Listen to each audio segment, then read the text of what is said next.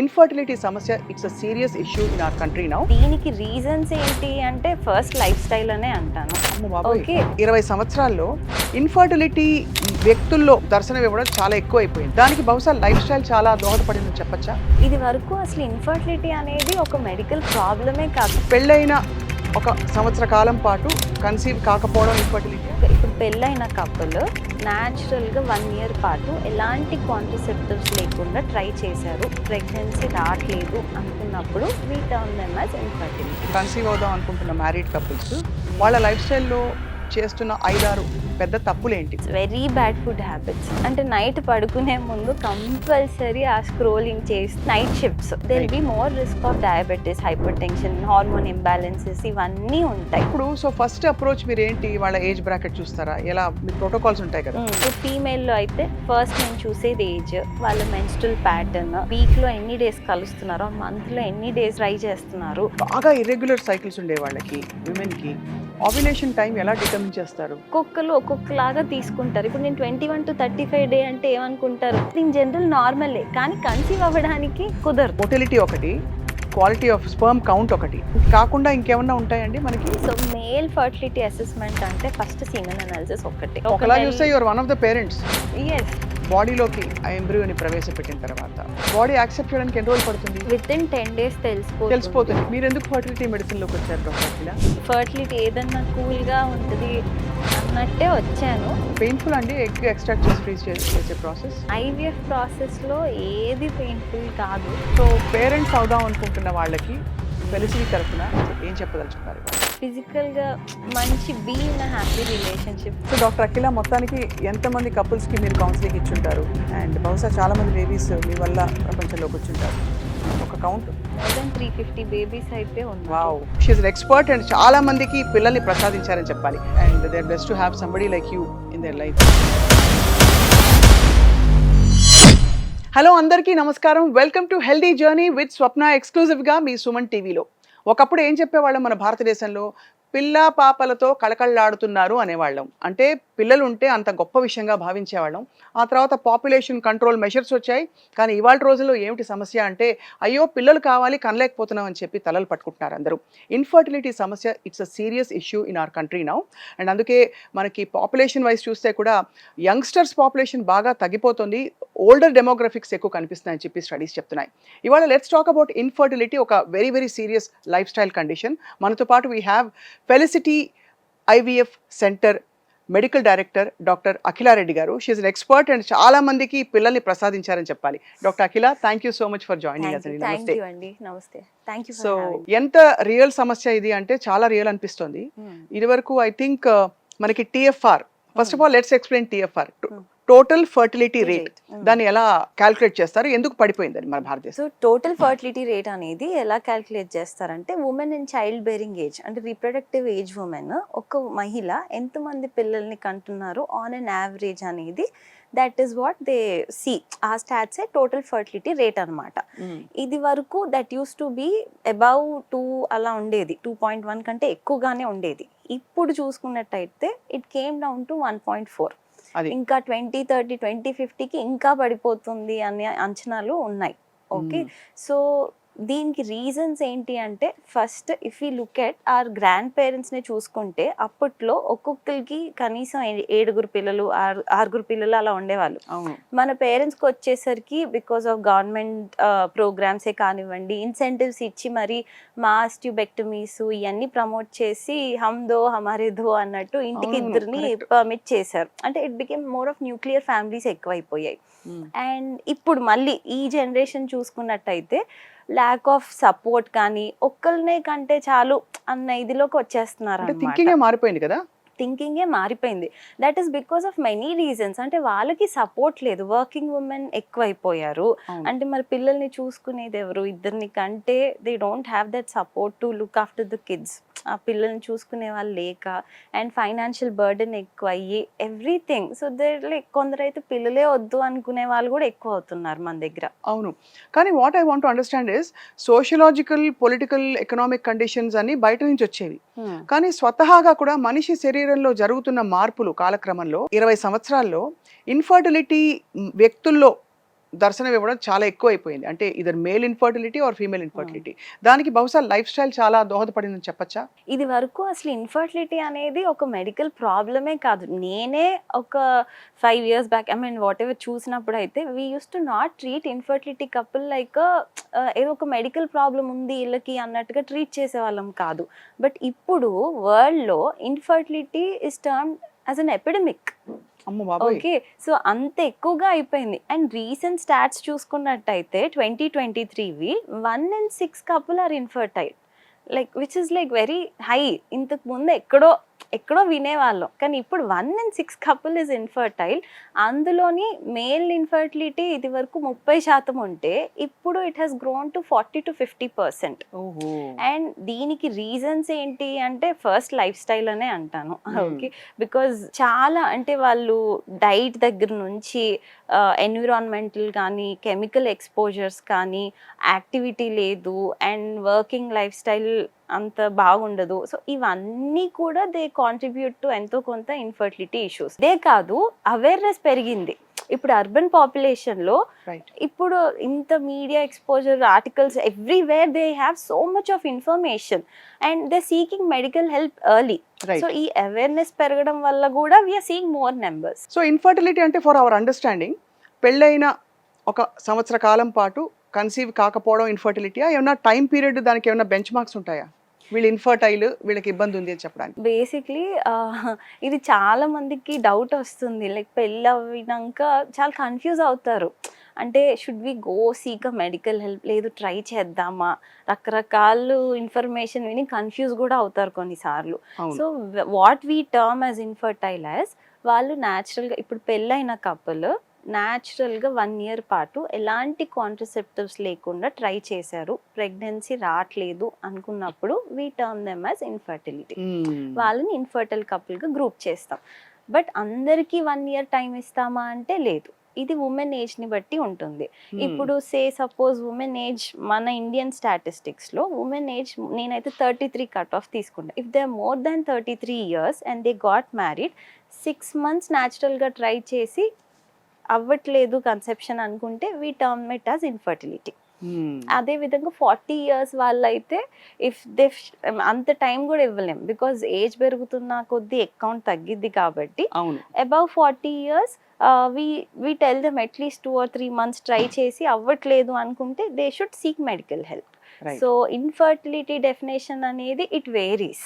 It is not universally that 1 year మీరు try చేశారు అవ్వట్లేదు అప్పుడే వెళ్ళాలి, అలా కాదు. కాబట్టి మీరు obviously case by case assess చేస్తారు వాళ్ళు మీ దగ్గరకు వచ్చినప్పుడు. బట్ లైఫ్ స్టైల్ గురించి మాట్లాడాం కదండి.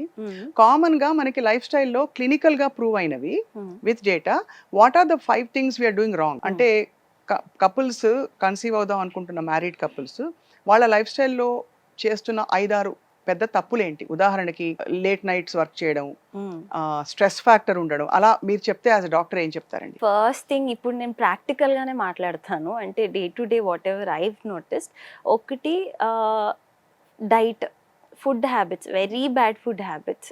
అంటే ఎవరికి ఇష్టం ఉన్నట్టు వాళ్ళు కీటో డైట్లు ఫాలో అవుతారు, లేదంటే ఉపవాసాలు చేస్తారు. న్యూట్రిషనల్ డెఫిషియన్సీస్ ఎంత ఎక్కువ అయిపోయాయి అంటే every couple I would say అంటే ఎవ్రీ ఆల్టర్నేట్ కపుల్లో ఏదో ఒక డెఫిషియన్సీ అయితే ఖచ్చితంగా ఉంటుంది. అంటే ఇంకా విటమిన్ డి అయితే చెక్ చేయడం కూడా ఆపేసాం. అది నో ఎక్స్పోజర్ టు సన్. అవి first nutrition deficiencies, diet. Second thing activity ఉండదు. అసలు అడిగితే ఎవరు ఏమి nothing, no activity in a day. పోనీ యాక్టివ్ లైఫ్ స్టైల్ అన్నా ఉందా? ఇంట్లో అన్ని పనులు అంటే ఎంత పని చేసినా ఇది వరకు లాగా అంత ఫిజికల్ స్ట్రెయిన్ అయ్యి చేసే పనులు ఎక్కువ ఉండట్లేదు ఈ మధ్య. అన్ని ఒక బటన్ అవే మొబైల్ ఫోన్ లో పెట్టుకుంటే వచ్చేస్తాయండి ఇంటికి. యా, సో యాక్టివిటీ అనేది బాగా తక్కువగా ఉంది. Third thing mobile phones. అంటే నైట్ పడుకునే ముందు కంపల్సరీ ఆ స్క్రోలింగ్ చేస్తూ అలా పడుకుని వాళ్ళు అసలు ఒక ప్రాపర్ రిలేషన్షిప్లోనే ఉండట్లేదు. అంటే husband and wife physical relationship is also very important. వాళ్ళు ఎంత ఇంటిమేట్గా ఉంటున్నారు అది కూడా ఇట్స్ వెరీ ఇంపార్టెంట్. అండ్ ఈ రోజులు if I ask every second కపుల్కి దే హార్డ్లీ ట్రై. అండ్ అసలు ట్రై చేయకుండా ప్రెగ్నెన్సీ ఎలా వచ్చింది? So they don't give time to each other. Right. And fourth thing night shifts. ఎక్కువ మంది like I would say 1 in 10 men who walk into my clinic night shifts చేస్తారు, లేదు అంటే late night shift చేస్తారు up to 2. ఆ late night shifts వల్ల obviously వాళ్ళకి ఆ డే నెక్స్ట్ డే డిస్టర్బ్డ్గా ఉంటుంది. ఎంతున్నా diabetes down the line there'll be more risk of diabetes, hypertension, hormone imbalances ఇవన్నీ ఉంటాయి. ఫుడ్ హ్యాబిట్స్లో మనకి ఏ ఫుడ్స్ అంటే డైరెక్ట్గా మన అంటే ఫీమేల్స్కి కానీ మేల్స్కి కానీ వాళ్ళ మెటబాలిక్ రేట్ని కానీ హార్మోనల్ ప్రొడక్షన్ని కానీ బాగా ఇంపాక్ట్ చేస్తాయండి? అంటే ఫాస్ట్ ఫుడ్స్, జంక్ ఫుడ్స్ ఇవన్నీ వింటూనే ఉంటాం. బట్ యాజ్ ఎ డాక్టర్ మీరు ఏమేమి ఆపేయమని చెప్తారు ఫస్ట్? నేనైతే ఫస్ట్ కార్బ్స్ తక్కువ తీసుకోమని చెప్తాను. కార్బ్స్ నిజంగా అంత చేటు చేస్తుందా?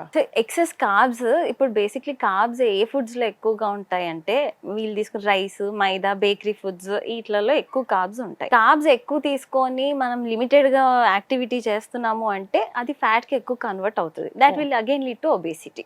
ఓకే, అండ్ ఇవాళ రేపు if I ask patients me day to day ఏం తింటారు అంటే పొద్దున్న దోశ, ఇడ్లీ, అది మళ్ళీ రైస్ వేసే రుబ్బుతారు. మధ్యాహ్నం రైస్, మళ్ళీ నైట్ మేము టిఫిన్సే తింటామంటారు. ఏం టిఫిన్స్ అంటే మళ్ళీ ఇడ్లీ, దోశ.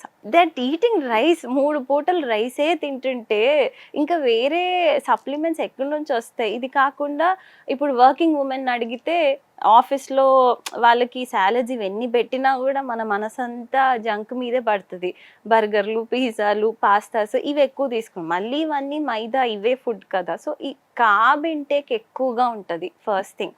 సో నేను ప్రతి ఒక్కరికి హూఎవర్ వాక్స్ ఇన్ నేను వాళ్ళకి ప్రాపర్ టైం ఇస్తాను. I ask them me dietary habits ఎలా ఉంటాయి, పొద్దున ఏం తింటారు, మధ్యాహ్నం ఏం తింటారు, ఎన్ని ఫ్రూట్స్ తింటారు, ఎన్ని వాటర్ తాగుతారు, ఇవన్నీ ఐ కీప్ అ ట్రాక్.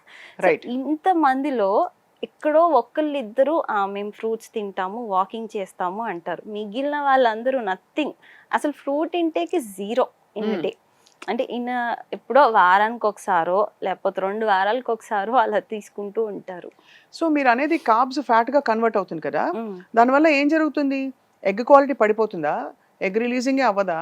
లేకపోతే what is actually happening in the body ఈ ఫ్యాట్ ఎక్కువ అవడం వల్ల, లేదంటే మీరు అన్నట్టుగా ఫ్రూట్స్, మినరల్స్ లోపించడం వల్ల?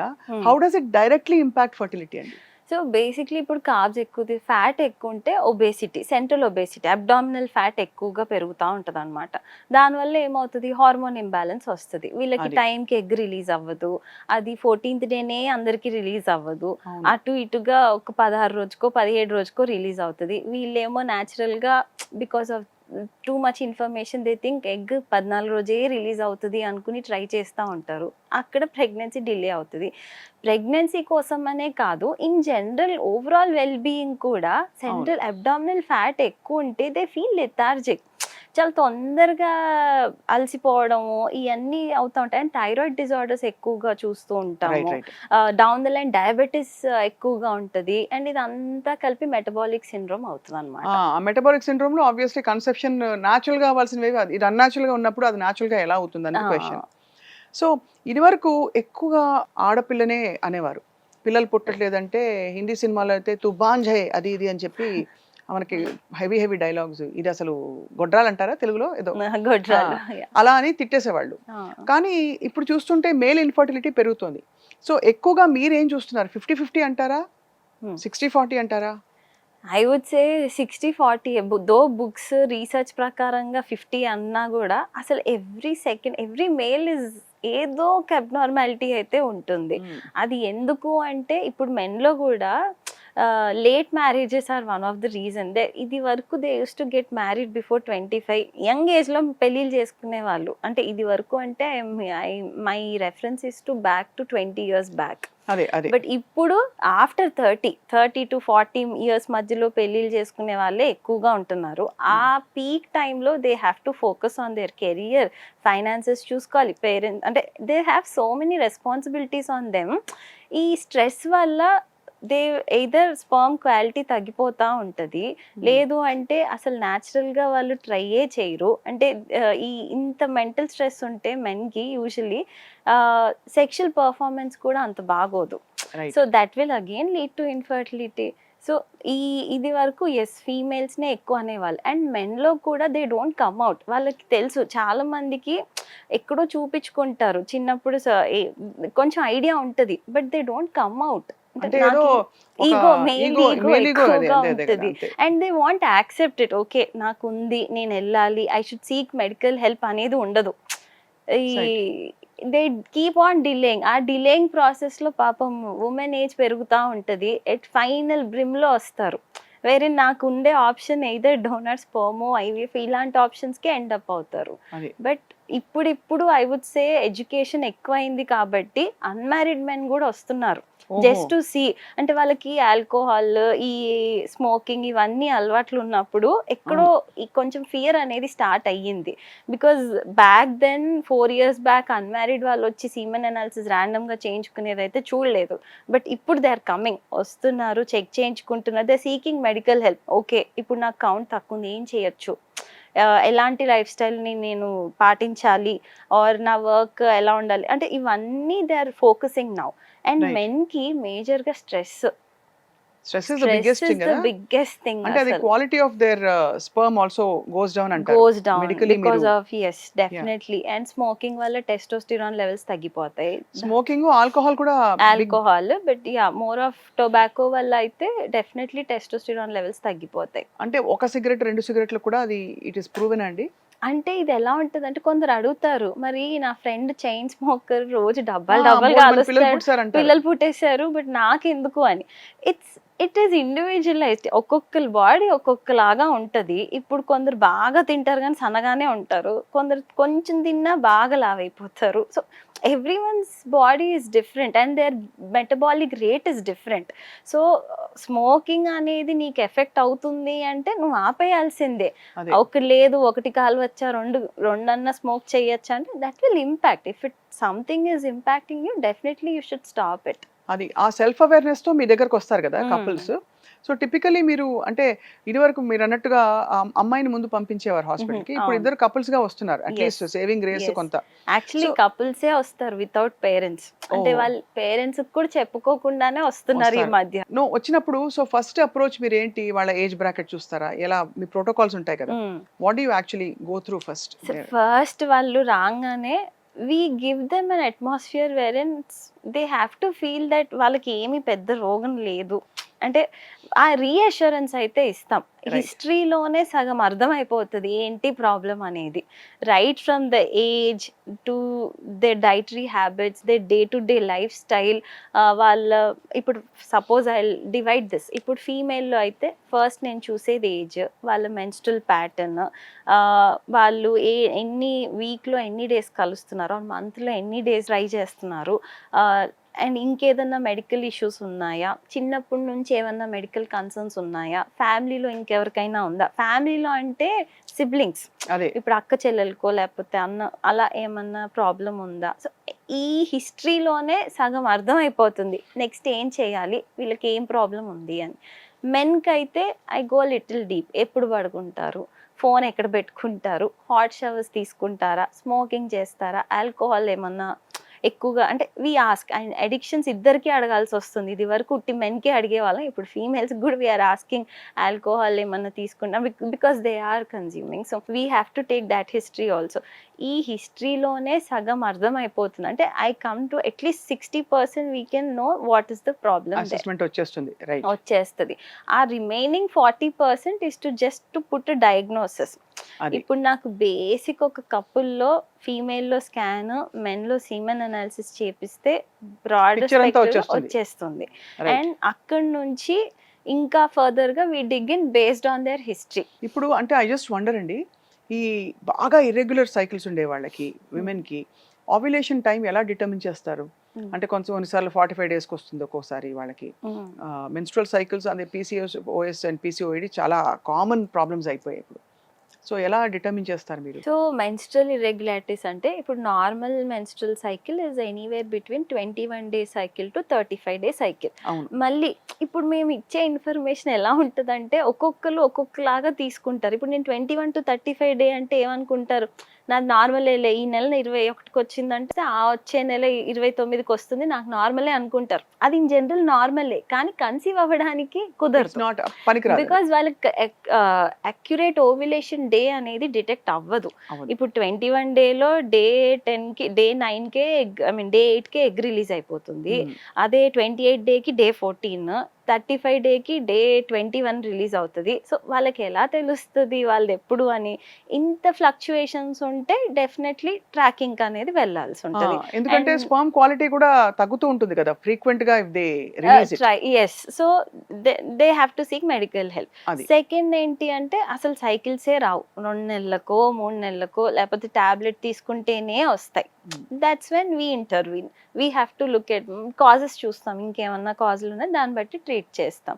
కొందరికి 45 డే సైకిల్ వస్తుంది ప్రతి నెల, right from they menstruate and puberty నుంచి కరెక్ట్ 45 డేకి సైకిల్ వస్తుంది.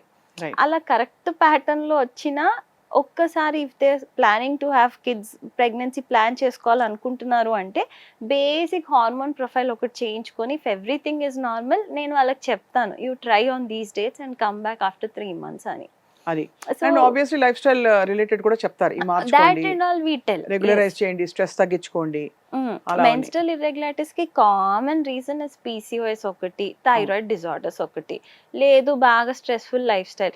ఈవెన్ కొన్నిసార్లు ప్లేసెస్ మారినా కూడా, ఇప్పుడు నేను ఇక్కడ ఉన్నాను, సడన్ గా నేను ఎటన్నా వేరే కంట్రీకి షిఫ్ట్ అయ్యాను, that will also affect my menstrual pattern. అది డెఫినెట్లీ కదా, So, అంటే కోల్డ్ కంట్రీస్ కి దానికి అండ్ so- అలాగే స్ట్రెస్ కూడా రిలీజ్ అవుతుంది చాలా మందికి ఎస్. అండ్ అక్కడ ఈజీగా రిలాక్స్ అవ్వచ్చు ఇక్కడ చుట్టుపక్కల. సో ఈ ఎమర్జెన్సీ కాంట్రాసెప్టివ్స్ కానీ కాంట్రాసెప్టివ్ పిల్స్ కానీ కొంచెం ప్రొలాంగ్డ్గా యూస్ చేస్తే ఫ్రీక్వెంట్గా, హ్యాస్ దట్ బీన్ ప్రూవెన్? అంటే దీనివల్ల కూడా ఇన్ఫర్టిలిటీ కొంతకాలం పాటు డిస్టర్బ్ అవుతుందని. ఎస్, ఇది గుడ్ క్వశ్చన్. చాలా మందికి డౌట్ వస్తుంది.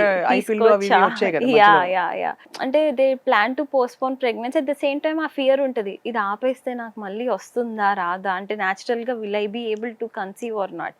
సో కాంట్రసెప్టివ్స్ అనేది ఎట్టస్టచ్ 1 year అలా ఇవ్వరు. అంటే మామూలుగా ఇస్తే we give it for 6 months. అది కూడా అందరికీ అడ్వైస్ చెయ్యం. Hmm. And it need not be pill always.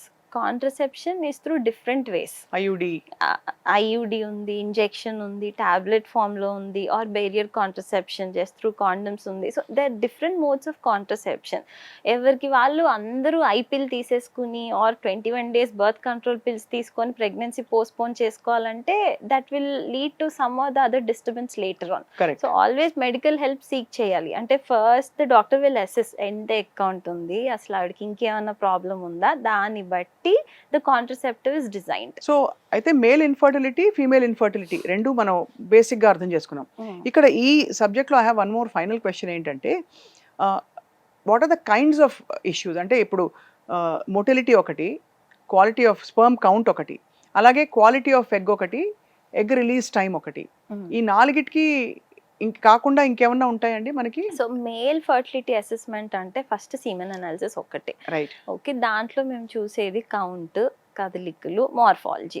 కొందరికి కౌంట్ చాలా బాగుంటుంది. ఫర్ ఎగ్జాంపుల్ ఉదాహరణకి 86 million కౌంట్ ఉండి మొటిలిటీ కొంచెం తక్కువ ఉండి, say the cut off is 42, వాళ్ళకి 30 ఆ రేంజ్లో ఉండి మార్ఫాలజీ 2% ఉంటే కంగారు పడిపోతారు. We give the report as asthenoteratozoospermia, అంటే తక్కువ కౌంట్, తక్కువ మొటిలిటీ, తక్కువ నార్మల్ ఫార్మ్స్ ఉన్నాయని.